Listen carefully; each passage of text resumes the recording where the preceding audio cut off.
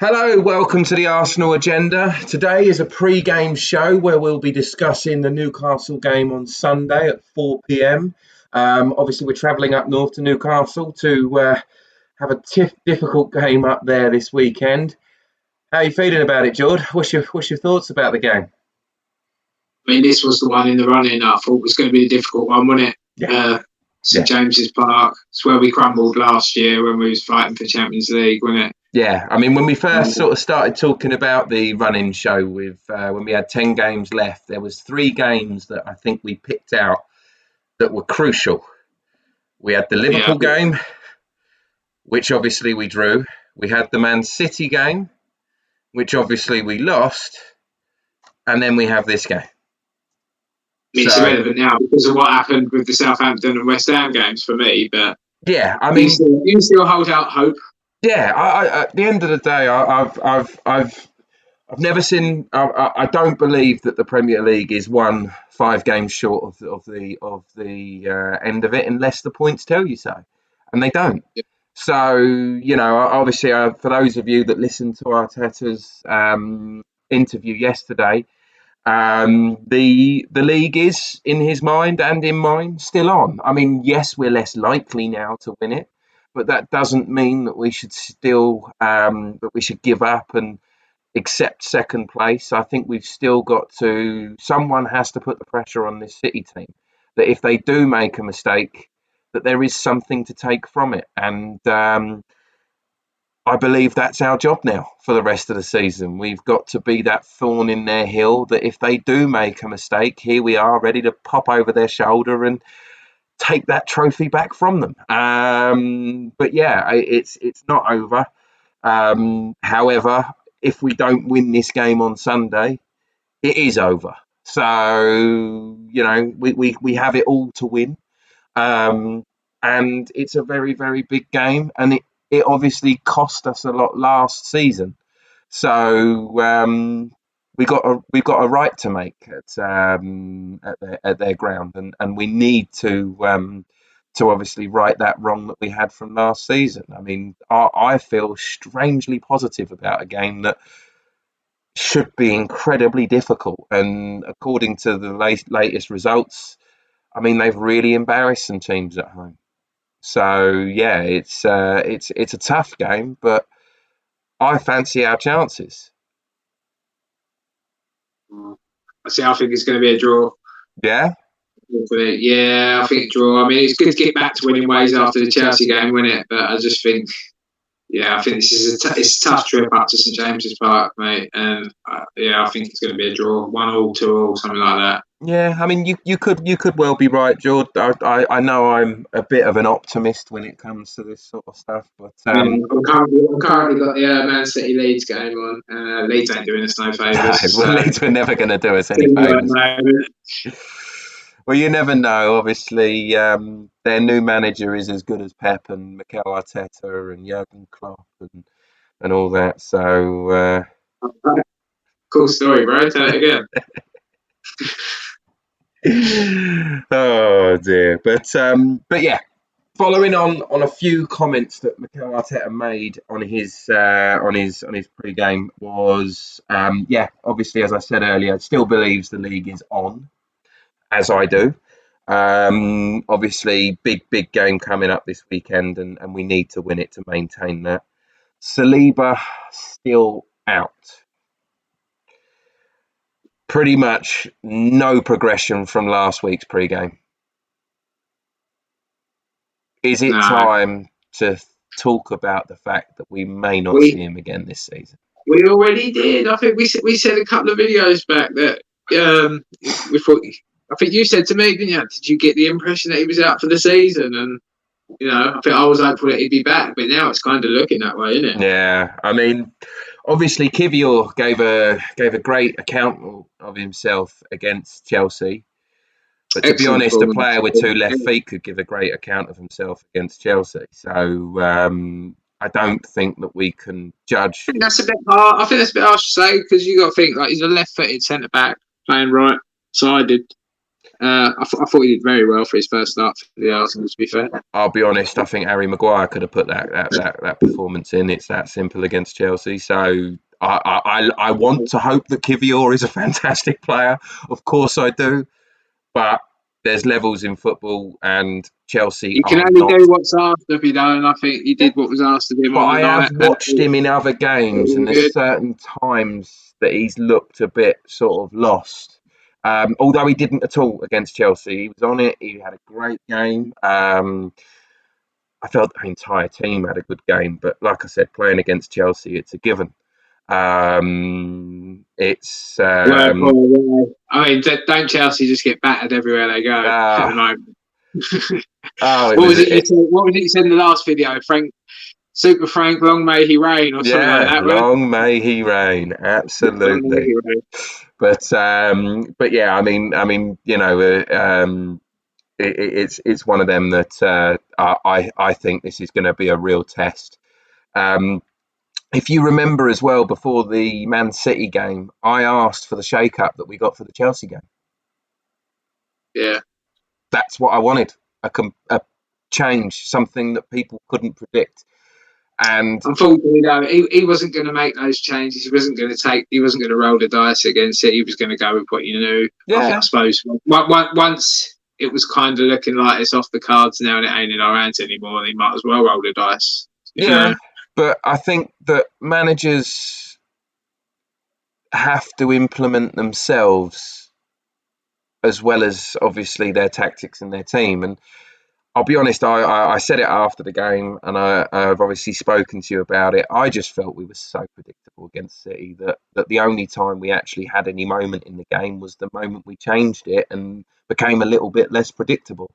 I felt like, you know, Mikel Arteta had our plans out for weeks in advance of the game, you know, explaining to his team exactly how he's going to pull our team apart, and that's exactly what happened. It felt like men against boys.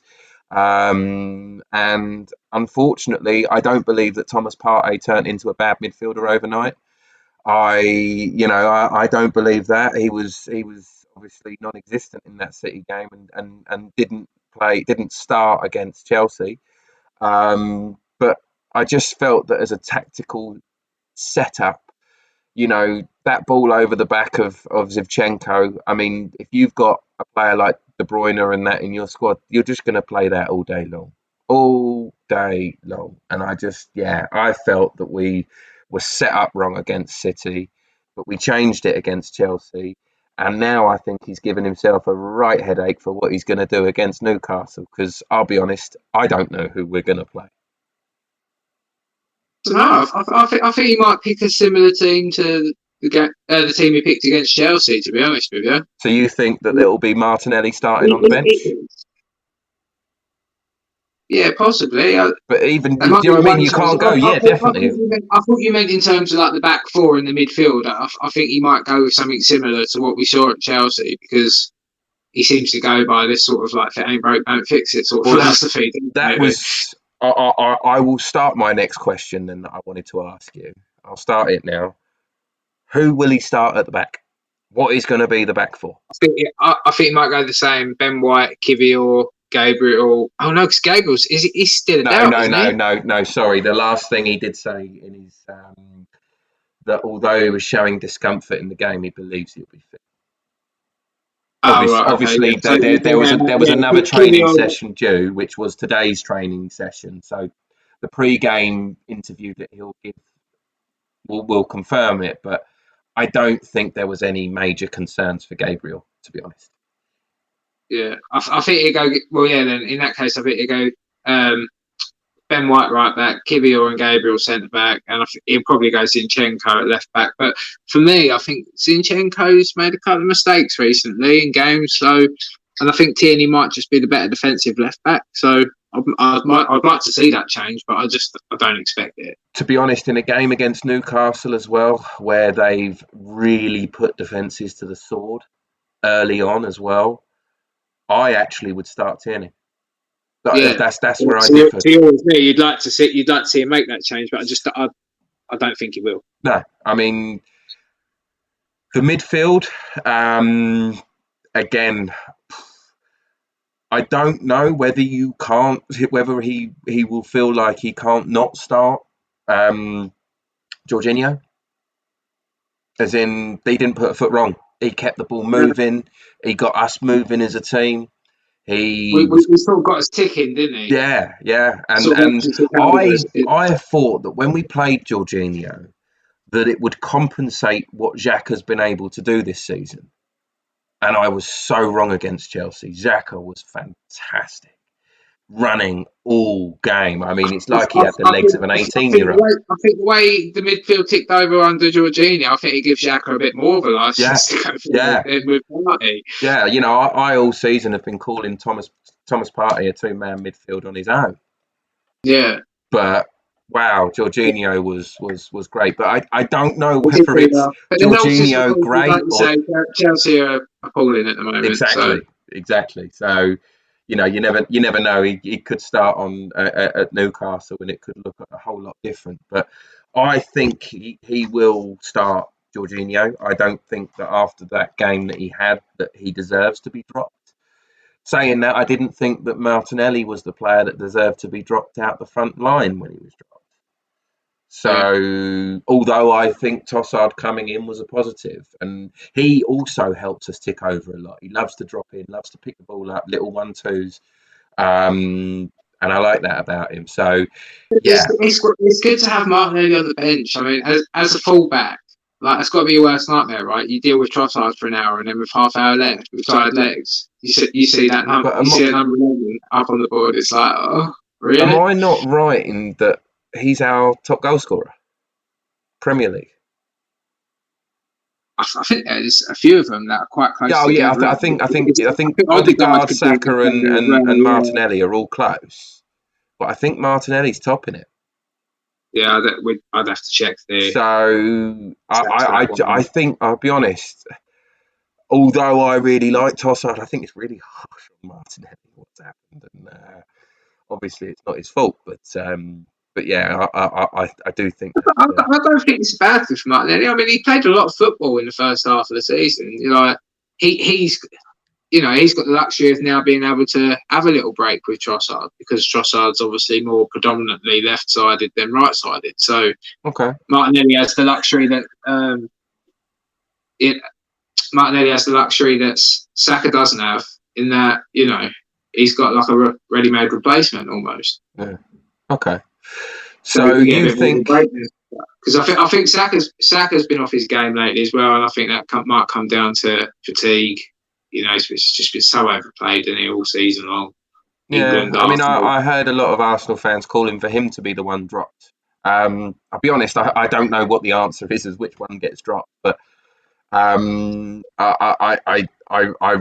really think that Saka is one of the first names on the team sheet week in week out, and I don't think. Oh yeah, I don't think that should be. It's not 100% star boy. I'm just saying, like he's been off his game as of late recently. Yeah. It's difficult to stay on form for an entire season. That's what I'm saying. I think it's just overplayed. I think it's just getting to that point in the season where he's going to start suffering a bit of cramp and whatnot. Yeah. And oh my god, penalty was saved just a second ago. Sorry, and now Leeds have got one back, so 2-1. How long there? 5 minutes. Go on. Who knows? Who knows? Right. So, just getting back to our show, across the midfield, we're in agreement, I think, here. You think Saka on the right, with the two midfielders being Xhaka and Jorginho, with on the left being Trossard, is going to start, and obviously in the number 10 role, the captain, Odegaard. I mean, it could be a coin toss, really. Let's be honest, between Martinelli and Trossard. But okay, yeah, I think he might just look at the Chelsea game and think, "Oh, if it ain't broke, don't fix it." Yeah. See, I think if Martinelli does get a start, I possibly argue it's going to be Jesus that's going to get dropped up front for Trossard. Could be a shout. Because Trossard looked good as a false nine. Yeah. Who knows? I mean, Eddie's back now as well. Yeah, I don't think he's getting in that start. I like Eddie. I've banged on all this season. I don't understand why Arsenal fans don't like him, or didn't before the start of this season. I've always been a bit of a fanboy of that boy because He may not be the most technically gifted player in the world, but there's very few players, that are as that have that sort of poaching ability like he does to nick in there and get the goals and things. So yeah, no, I'm a big fan of Eddie. So yeah, my thinking is it will be Tossard on the left and Gabriel Jesus up top. I think that will be the case. So we kind of agree everywhere other than left back, where you think he'll probably start Zivchenko, and I think he'll probably start Tierney. What's your prediction on the score, Jord? I gave it to you earlier, mate. I think it said 1-1, 2-1, something like that. You think we're going to get a draw? Yeah. I think it's tough for it. I think that after Leeds draw with Man City today, we're going to be hyped and we're going to be ready to go against Newcastle.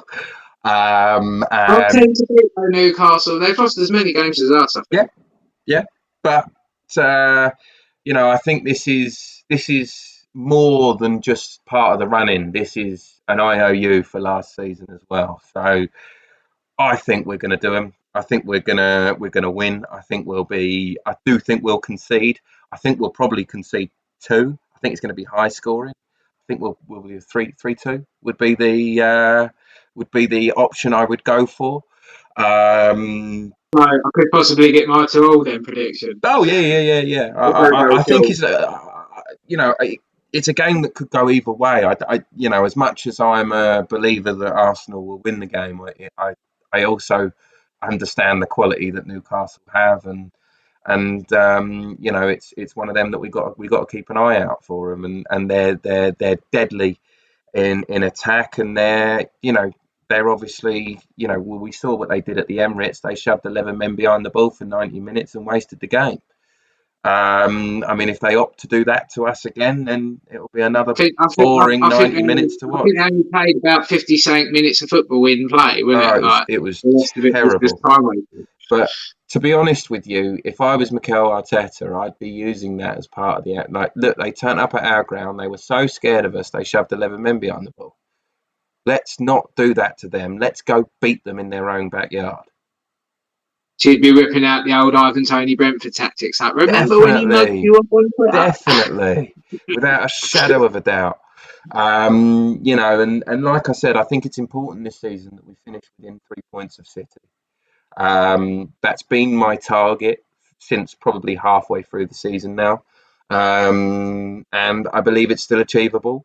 And if City drop points today, then you don't need any more motivation going into that game. If Leeds can do the unthinkable in the next 5 minutes, then fantastic. It turns it all back on again. 1 minute plus added now, unfortunately. Yeah. But it's obviously irrelevant of what City do now. I want to see us have a solid end to the season, and that includes beating Newcastle. I think we've thrown away a couple of points that we didn't need to, obviously in Southampton and other points throughout the season, West Ham.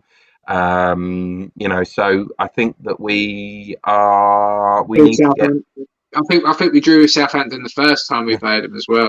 So we've had a couple. Obviously, Everton in their first game under what's his name? Sean Dyche. That's it, Sean Dyche. But it's just one of them that I think that we need to finish the season strong, and that would look good as a club, whether we don't win anything or not. But not only that, for the players coming in, they realise that we haven't just had a good season because we thought we could nick it. We are a good squad that are full of hungry, driven players, and you go to Newcastle and beat Newcastle at Newcastle. That's a hell of a statement. Yeah. So now it's about proving that this weren't a one-off, isn't it? Absolutely. I don't want it to be a one-off. I want us to be challenging them year in, year out. Absolutely, 100%, mate, 100%. I don't want us to be less that. No, we're not a one-season wonder. So we've pretty much discussed most about the game now. George, is there anything else you want to add, mate? No, just, I hope the boys can get a win tomorrow. That's all we can do is keep winning. And I hope someone does us a favour along the line. But at the minute, it's looking like City have only got 4 games to go and we need them to slip up twice. Yeah. Well, stranger things have happened, mate. Stranger things have happened. But anyways, Thank you all very, very much for listening. Those of you that have been listening before may have noticed the new intro and the new background. If you could leave a comment below about your thoughts, we'd love to know what you think of the new background and the new intro. And obviously, for those of you that haven't, please subscribe as well so that you can get our regular updates. We will be back next week on Monday for a review after the weekend. And we'll look forward to seeing you all then. Thanks again for your time.